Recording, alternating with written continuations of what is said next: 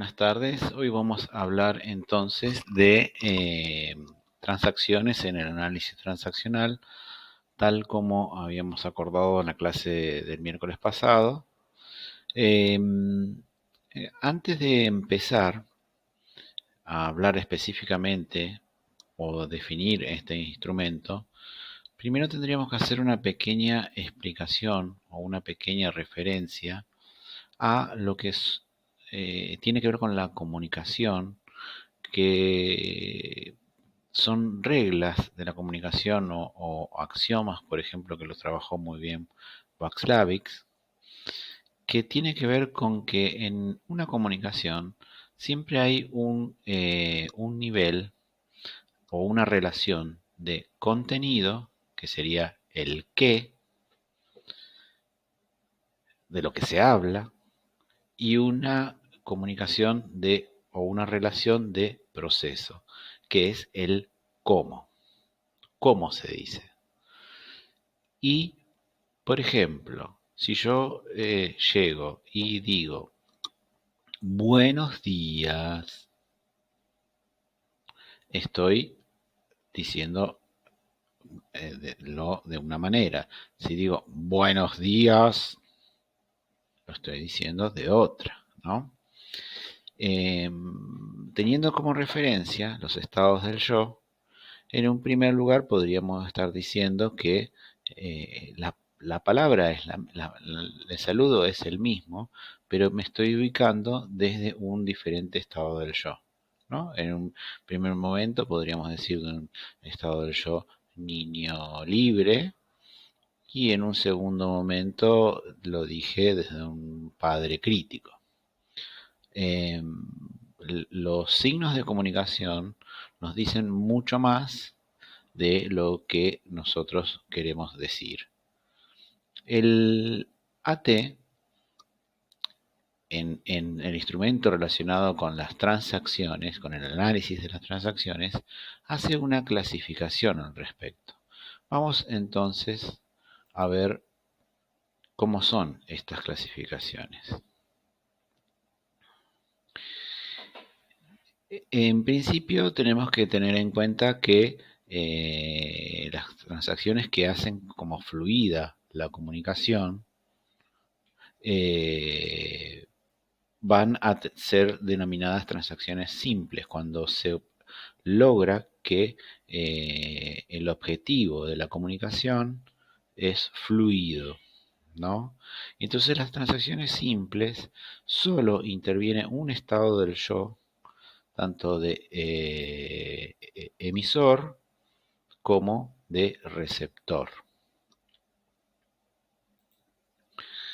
¿sí? Es decir, si yo, por ejemplo, digo buenos días, el que me responde del estado del yo adulto, buenos días también, o también desde un padre crítico a niño rebelde, si estoy teniendo una situación en la cual estoy quejándome de algo, observando a otro, al receptor algo, y el otro también me devuelve desde ese mismo lugar, desde el mismo estado del yo en el cual fue emitido, ¿sí? Estas son las transacciones simples. Cuando las transacciones se modifican, obviamente vamos a tener una transacción cruzada, porque la respuesta no vuelve al mismo estado del yo emisor o del mismo estado del yo receptor. Entonces se cruzan las respuestas, y eso puede dar lugar a que la comunicación varíe o se interrumpa o deje en una sensación, una emoción inadecuada, o la imposibilidad de mantener esa fluidez, ¿no? Es decir, pongámosle en ese mismo ejemplo, que yo llego a un lugar y digo, hola, buenos días, ¿cómo andan? Y alguien desde una situación que tal vez estaba tuvo un mal día, pongámosle, dice, mira, la verdad no, yo ando re mal. O querés que te comente, pongámosle. Entonces, la sensación de la persona emisora de la comunicación descoloca un poco y puede darse una variación del tema en el cual se está dando esa transacción. Entonces, este tipo de transacciones son cruzadas. Y las cruzadas van a ser clasificadas en como que la respuesta no vuelve del mismo estado del yo emisor o del mismo estado del yo receptor, ¿sí? Adulto a adulto, y estoy respondiendo desde otro estado del yo. Y también pueden ser padre crítico, niño sumiso, por ejemplo, padre crítico, niño sumiso también desde el receptor, ¿no? Hay infinidad de variaciones en las transacciones cruzadas. Eric Berne habla de unas 72 comunicaciones cruzadas, de acuerdo a los diferentes estados del yo. Recordemos que estamos hablando de estados del yo, del análisis funcional de la personalidad, ¿no?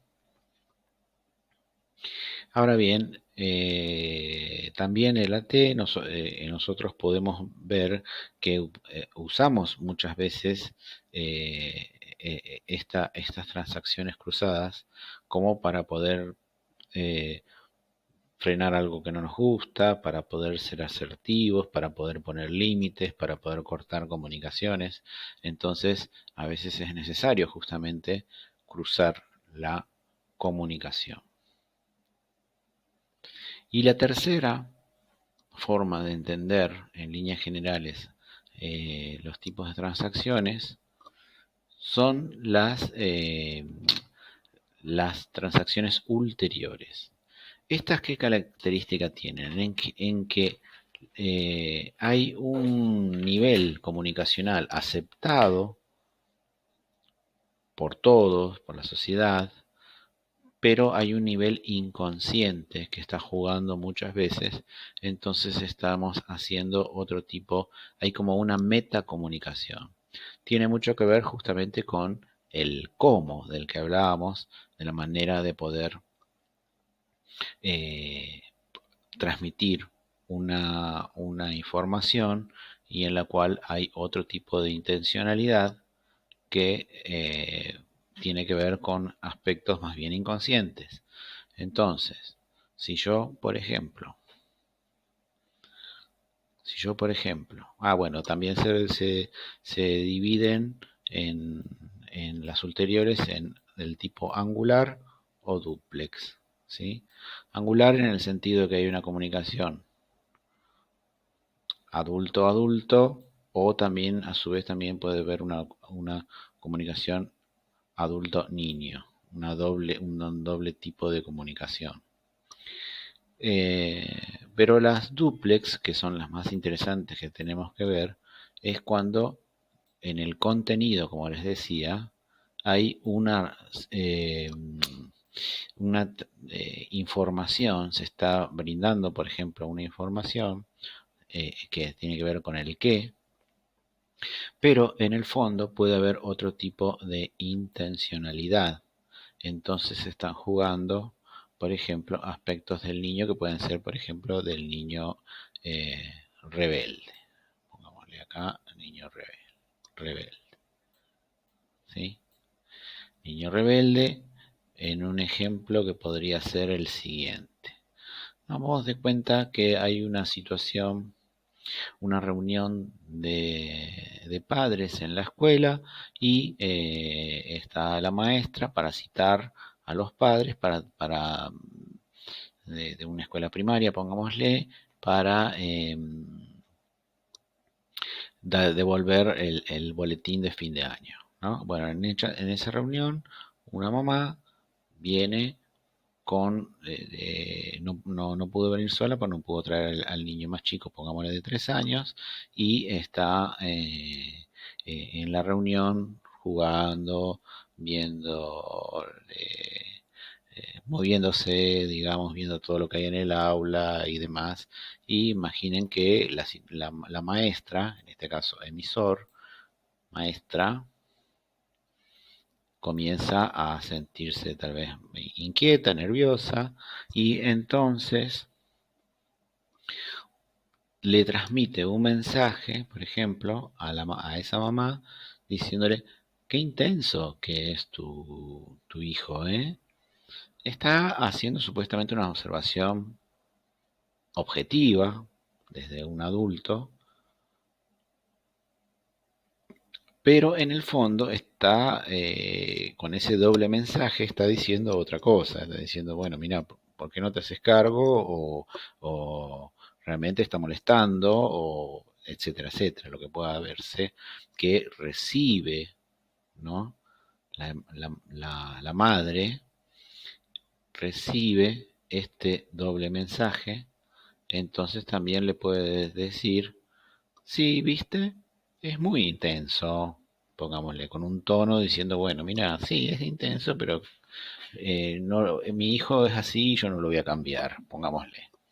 Entonces, allí están jugando otro tipo de niveles comunicacionales que, según lo afirma Eric Berne, dan lugar a los denominados juegos psicológicos, porque justamente eh, el concepto de juegos psicológicos es que se dan una serie de transacciones de tipo ulterior que llevan un final determinado a nivel comunicacional, a nivel emocional, a nivel conductas, como que tienen otro tipo de intenciones. Entonces ahí se llaman juegos psicológicos. No lo vamos a ver, pero bueno, es una introducción por lo menos a lo que son los juegos psicológicos, que es una serie de transacciones ulteriores.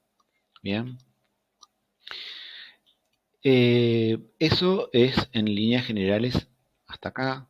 En líneas generales, lo que estamos hablando de que, bueno, existen transacciones simples cuando fluye la comunicación, existen otras transacciones que son más bien complejas.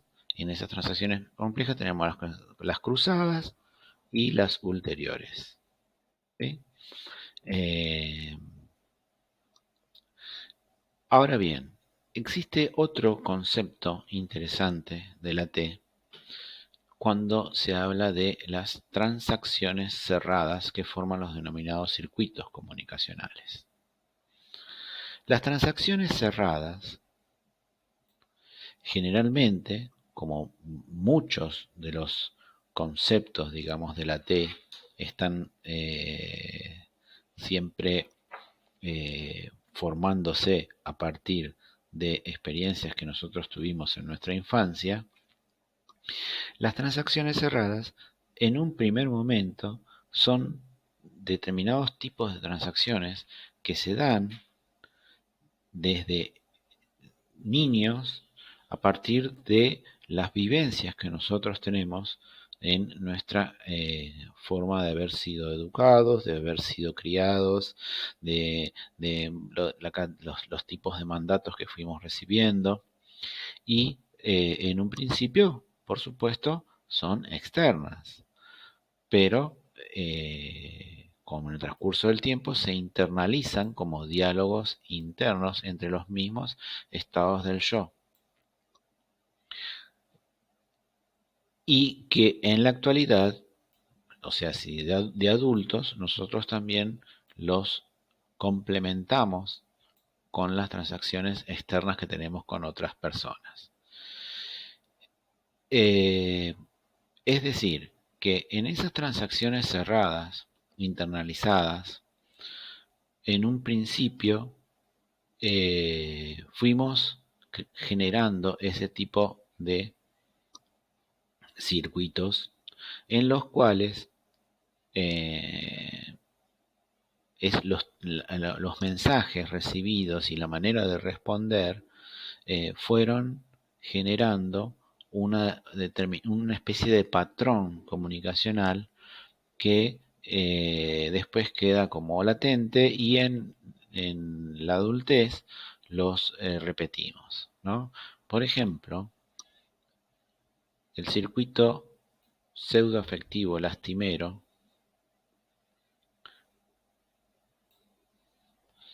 puede tener que ver con una historia en la cual, eh, por ejemplo, el padre nutritivo negativo, que tiene que ver, el padre nutritivo tiene que ver, el estado del yo padre nutritivo tiene que ver con aquel estado del yo en el cual estoy brindando afecto, protección, permisos, posibilidad de expresión, etcétera.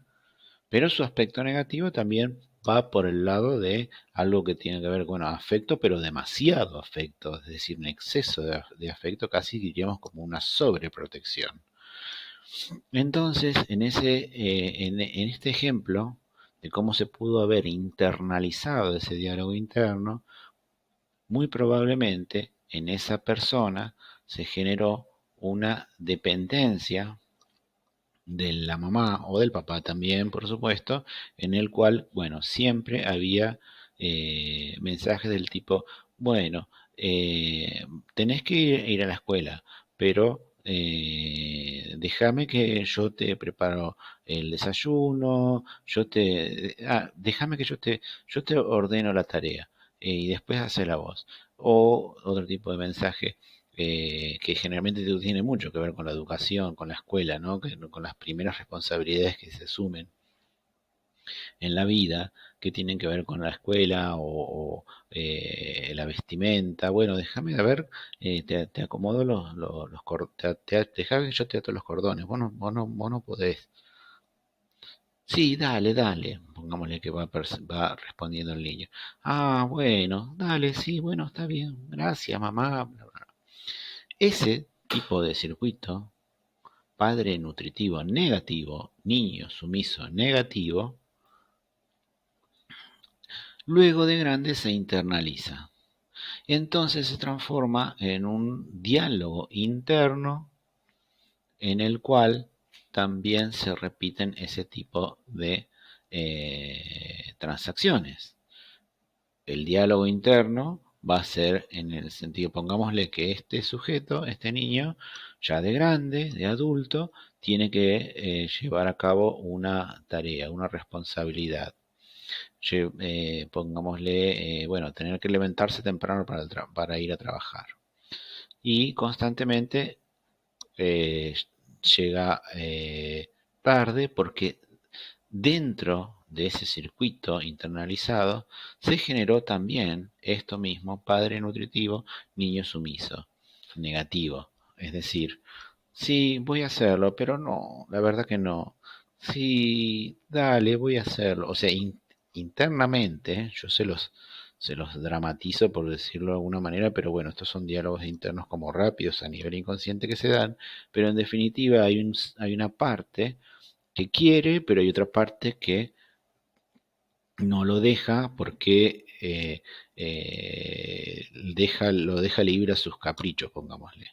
¿No? Entonces el circuito se da padre nutritivo, niño sumiso. Hay muchos tipos, como ustedes verán, de circuitos, ¿no?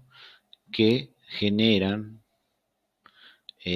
luego estas internalizaciones. Es decir, en realidad el proceso de los circuitos no son tantos, lo que son muchos son los contenidos, o sea, las diferentes variedades que hay de cómo se generan, por ejemplo, este tipo de circuitos. Pongámosle circuito agresivo, sometido, ¿no? Que también es un circuito muy patológico porque genera una situación en la cual siempre se lo descalificaba, siempre al niño o a la niña se lo, no, se lo insultaba o le daba muchas exigencias y muchas dificultades, muchas dificultades para que se pueda expresar adecuadamente.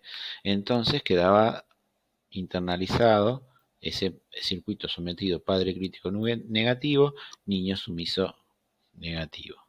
De grande se internaliza y eh, puede generarse, por ejemplo, baja autoestima, dificultades para llevar a cabo las relaciones con los demás, eh, dificultades para aceptar la frustración, dificultades para poder ser asertivo, etcétera, etcétera, porque justamente se internalizó este mismo circuito. Y, como dice aquí, se utilizan como transacciones externas con otras personas. Es decir, que para poder lograr, inconscientemente por supuesto, que eso se genere de alguna forma como una especie de canalización de ese circuito que va dando vueltas en un diálogo interno, me voy a encontrar con otros o con otras que complementan esa característica, ¿no? Es decir, generalmente una persona con un circuito agresivo sometido, si pongámosle que tienen una muy baja autoestima, lamentablemente sus relaciones de pareja van a darse mayormente con un, eh, un otro que va a tener muy fuerte este padre crítico negativo. Y por eso también vemos las repeticiones, digamos, en las historias de las personas con determinadas situaciones en los vínculos, porque tienen internalizado este tipo de circuitos, ya sea sometido, o combativo, o adolescente, en el cual, o lastimero o maníaco, en el cual muchas veces van a escuchar ustedes en sus pacientes, van a decir, pero siempre me encuentro a tipos que tengan esta característica. Bueno, justamente porque eso que ya está internalizado, no somos conscientes, entonces en los vínculos se dan.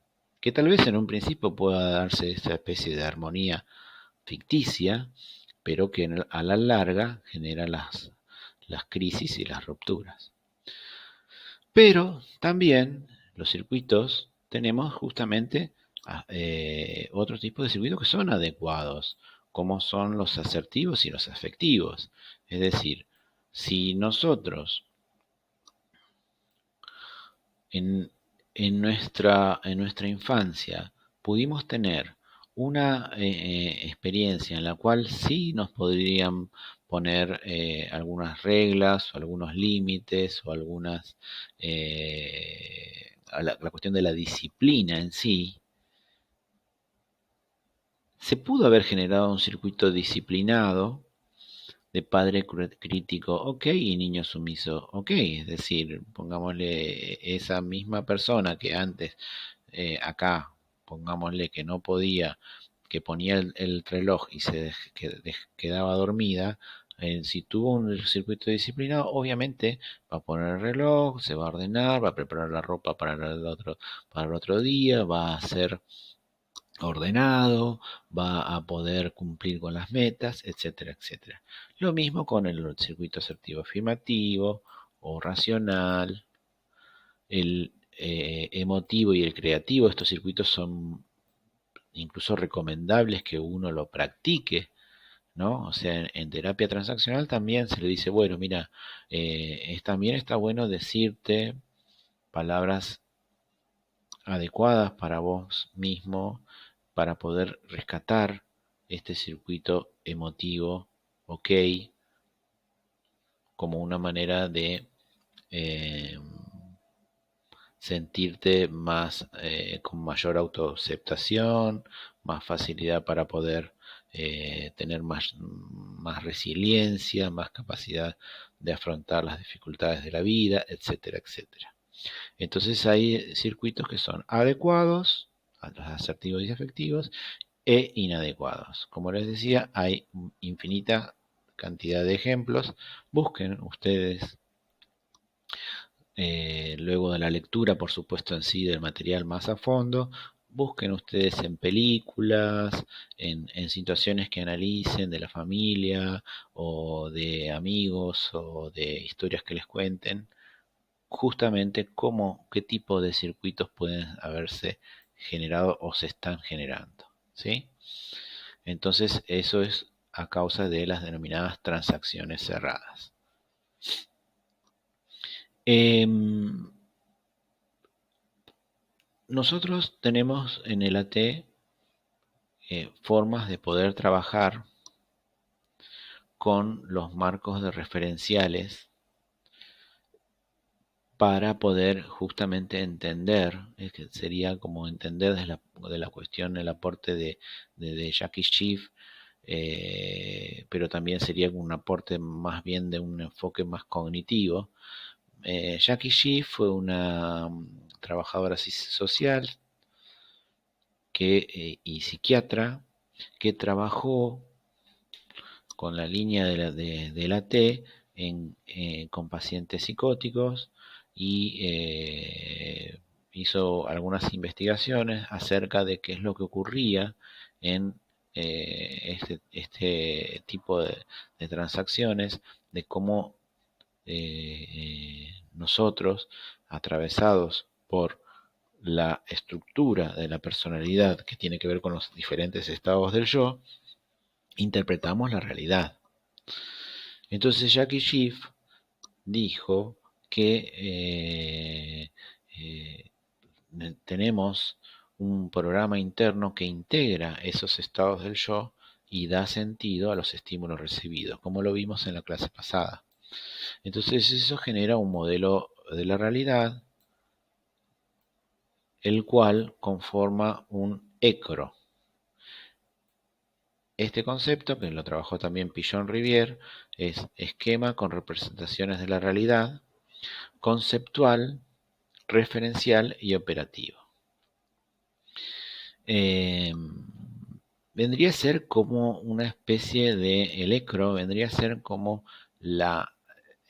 el soporte que nosotros tenemos para poder representarnos la realidad. Es un soporte que todos lo tenemos de manera diferente, por supuesto, a partir de nuestras experiencias, y desde el AT se entiende a partir de ese programa interno que integra los estados del yo, entonces se le denomina marco de referencia. Entonces, Jackie Schiff lo que hace, o lo que hizo, mejor dicho, en esa investigación, se dio cuenta que en las transacciones se dan, o daban mucho en sus pacientes, determinadas, por ejemplo, simbiosis, ¿no? Es decir, si entendemos los primeros meses del nacimiento, el vínculo madre-hijo, entendiéndolo desde los estados del yo, ¿no? Por supuesto. El vínculo de madre-hijo, natural, normal, en los primeros meses, obviamente que va a hacer que, de alguna forma, el niño, el estado del yo niño, está dependiendo exclusivamente de todos los estados del yo que surgen del,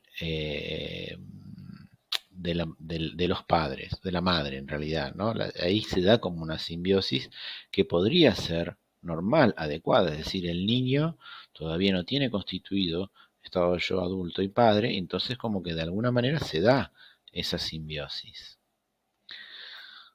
Ahora bien, de adulto, lo que pasó, lo que ella observaba en sus pacientes psicóticos, de adultos, lo que ocurría es que cuando esto se extendía en el tiempo, ¿no? Entonces se daba una simbiosis de este tipo, ¿no? Bueno, acá vimos una definición de la biología de lo que es la simbiosis. Es una vida asociada de dos o más organismos distintos que comprende desde el comensalismo hasta el parasitismo. Bien, más allá de esta definición, lo que nosotros queremos saber, o por lo menos lo que les quiero explicar, es que se asocian dos organismos distintos de acuerdo a los estados del yo. Entonces puede darse como que la persona A, en este caso la madre, no deja que se generen estos otros dos estados del yo porque es como que toma el estado del yo niño, ¿no? Por ejemplo, una especie de sobreprotección o una especie de absorción, ¿no? De esta cuestión por ejemplo, esas adolescencias tardías, esos vínculos simbiotizados que sean madre e hijo muy fuertes. Entonces eso se llama simbiosis de primer orden, pero a su vez también puede ser al revés, ¿no? Es de una simbiosis de segundo orden, en los cuales la mamá le presta su estado del yo niño, por decirlo de alguna manera, al hijo para que pueda constituir su estado del yo padre y adulto. Entonces, esto sería una patología de las transacciones. Una de las patologías de las transacciones. Eso se llamaría simbiosis, ¿no? Conductas en las cuales justamente mayormente se dan las personas que, de acuerdo a la explicación de Jackie Schiff, que no pudieron crecer.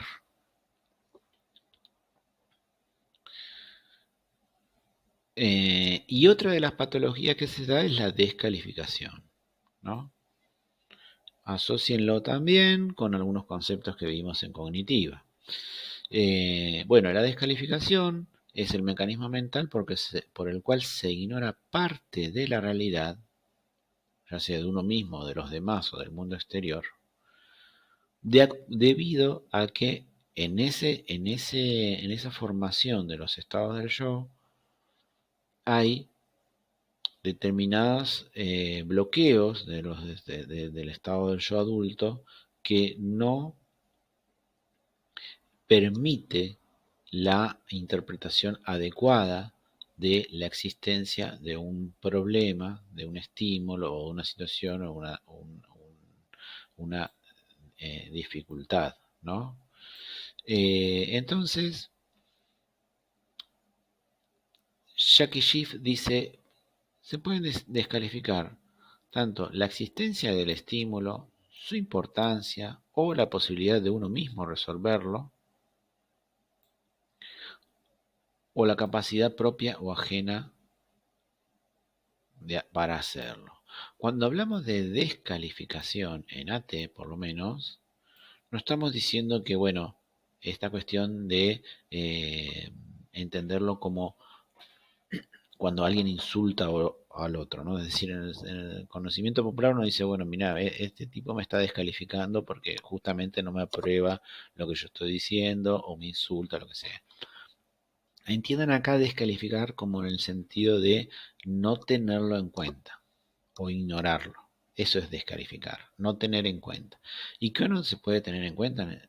Varias cosas, de acuerdo a un estímulo o una situación, ¿no? Entonces, por ejemplo,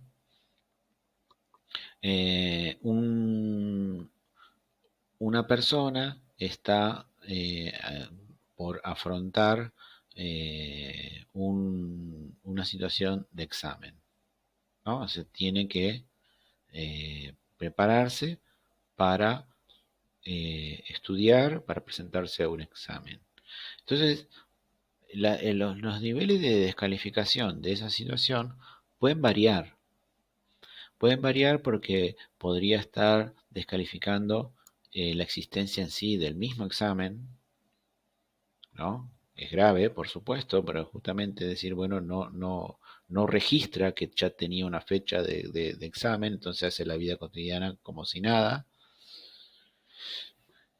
Puede descalificar su importancia o relevancia en ese mismo ejemplo. Tal vez diría, bueno, estudio el último día porque la verdad no es una pavada. No lo toma como importante. la posibilidad de resolverlo, el problema o la situación, ¿no? Es decir, dificultades de, de resolverlo en el decir, no, la verdad que me cuesta muchísimo ponerme a estudiar para poder prepararme, entonces no me animo, ¿no? Y después la capacidad propia o ajena para hacerlo. Es decir, no porque no tenga la capacidad, sino porque es como que no le importa si la tiene. Es decir, no califica la capacidad en sí. Es decir, en este caso sería que la persona dice, no me importa directamente. Directamente no le importa lo del examen. O sea, lo sabe, sabe que está, sabe que es importante, sabe que tal vez puede resolverlo, pero no le importa. Sería como un niño rebelde negativo, ¿no? Eso se llama descalificación. En varias situaciones puede haber, por supuesto, en varias situaciones puede haber distintos tipos de descalificaciones. Obviamente también son infinitas. Pero bueno, este es otro tipo de mecanismo que encuentra Jackie Schiff. Como recuerden, son como patologías que tenemos en las transacciones. Esta es la descalificación. Después está también, por ejemplo, la grandiosidad. Acá es tal vez es un poco más el punto relacionado con eso de lo que hablábamos de las distorsiones cognitivas en la terapia cognitiva. ¿Eh? Exagerar algún aspecto de la situación, ella lo llama grandiosidad, la sobregeneralización, el todo o nada, la redefinición. Por ahí este no es no lo hemos trabajado tanto en cognitiva, sino que es cuando se le cambia el significado de algo. Muchas veces le debe haber pasado discutiendo con alguien como que lo lleva a otro tema que no tiene nada que ver con el tema en sí que estamos haciendo, que estamos teniendo.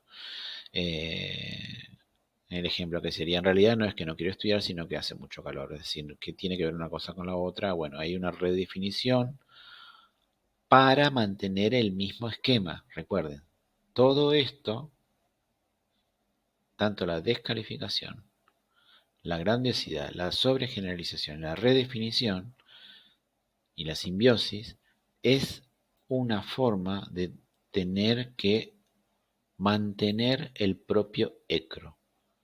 Es como algo que es rígido, entonces como es rígido, nosotros no lo tenemos diferentes maneras de distorsionar lo de la afuera para seguir manteniendo lo rígido interno. Y por último también hay otra patología que serían las conductas no productivas. Son conductas no apropiadas a la situación que no resuelven el problema ni tampoco logran el objetivo. Bueno, esto también obviamente es bastante más grave que se dé, ¿no? En el sentido de que eh, uno primeramente puede no hacer nada frente a la existencia del problema. Vamos a seguir con este mismo ejemplo del joven que tenía que estudiar para un examen. No hace nada directamente, lo ignora totalmente, genera una sobreadaptación, lo cual tendría que ver con una excesiva meticulosidad que si falla en algo se frustra. Entonces es una sobreadaptación, en este caso, ¿no? También puede llegar a una especie de agitación, sería como una especie de trastorno de ansiedad que puede generarle a medida que llega el día del examen. Y por último, y más grave, incapacitación o directamente violencia en conductas. Esto estamos hablando de conductas, ¿no? Conductas no adaptadas y bueno, está la frustración que, bueno, puede ser que rompa los vidrios o rompa o agreda a sus vínculos más cercanos, etcétera, etcétera.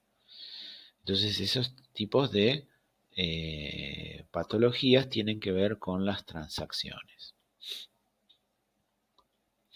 Bueno, y finalmente, como les decía también la vez pasada en la clase, para cada uno de los instrumentos, el AT tiene formas de trabajo, técnicas de cambio, lo dice.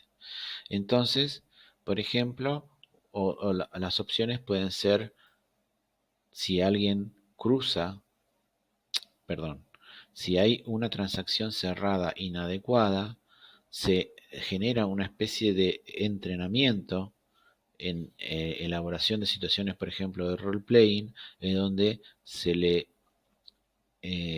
ayuda al paciente a que cambie el estado del yo de donde estaba respondiendo. Si antes estaba respondiendo desde niño sumiso, no voy a responder desde el niño sumiso, sino voy a responder desde el estado adulto. Entonces rompo la transacción cerrada inadecuada. También puedo cambiar adrede el contenido de la comunicación, cambiar el tema, porque recuerden que cambiando más que cambiar el cómo, cambio el qué. Entonces cambiando el qué, también eh, corto ese tipo de transacciones o de ese tipo de circuitos inadecuados.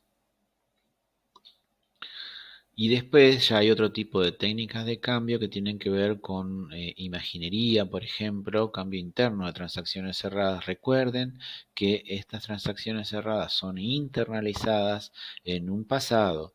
Entonces, el AT no es que no va al pasado, sino que sí que va al pasado trabajando, por ejemplo, cómo se dio esa transacción cerrada en la infancia, qué escenas puede recordar el sujeto, qué opciones desde otro lugar, ¿no? Activando otro tipo de estados del yo, qué opciones actualmente podemos hacer pidiéndole, bueno, para la próxima sesión vamos a trabajar esto y a ver cómo vos te va también, si lo podés ejercitar con tu familia, por ejemplo.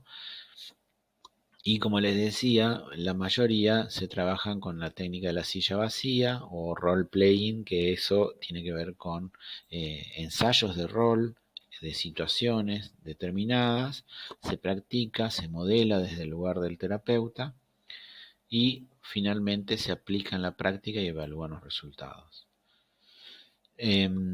Generalmente ese tipo de técnicas son las que más se dan en el trabajo con las transacciones en el AT.